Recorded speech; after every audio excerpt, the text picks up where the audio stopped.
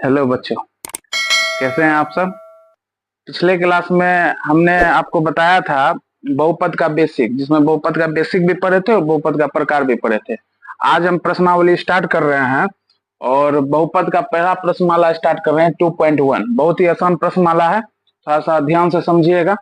Question कहता है किसी बहुपद px के लिए y बराबर px का ग्राफ नीचे आकृति में दिया गया है। ये जो है किसी बहुपद का ग्राफ दिया गया है, ठीक है।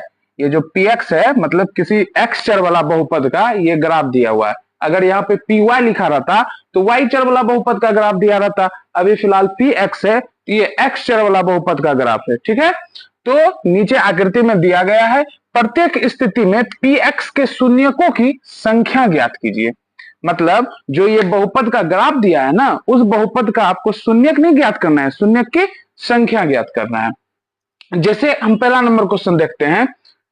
ये एक ग्राफ दिया हुआ है, इसमें आपको जो है यहाँ पे कुछ इस टाइप से है बना हुआ।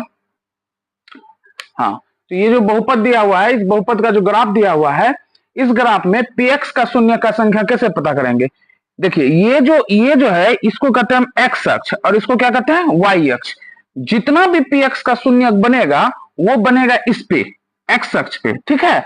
आप जैसे देख ले ये जो कट रहा है ये किस पे कट रहा है, y पे कट रहा है, x पे नहीं कट रहा है।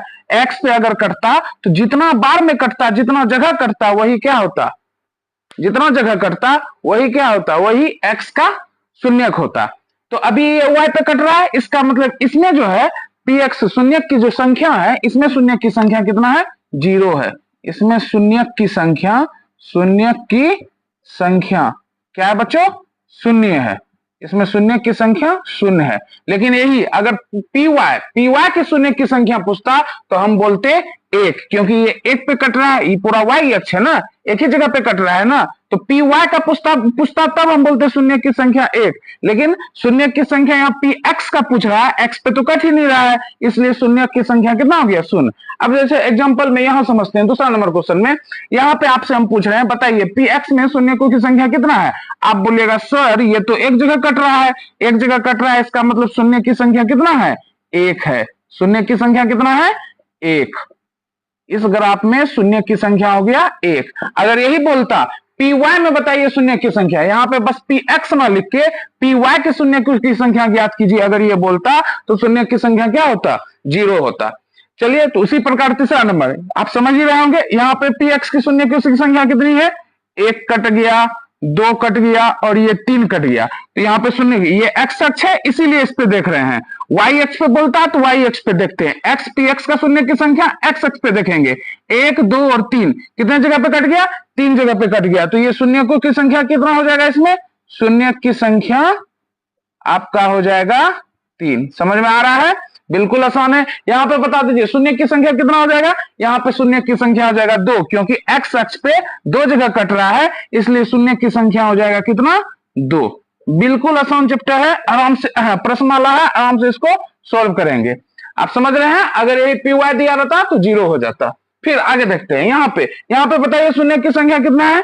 तो देखिए 1, 2, 3 और 4 कितना जगह कटा, x अक्ष पे 4 जगह कटा, इसलिए px की शून्यकों की संख्या मतलब बहुपद की शून्यकों की संख्या क्या हो जाएगा, शून्य की संख्या हो जाएगा आपका कितना, 1, 2, 3, 4 हो जाएगा शून्य की संख्या।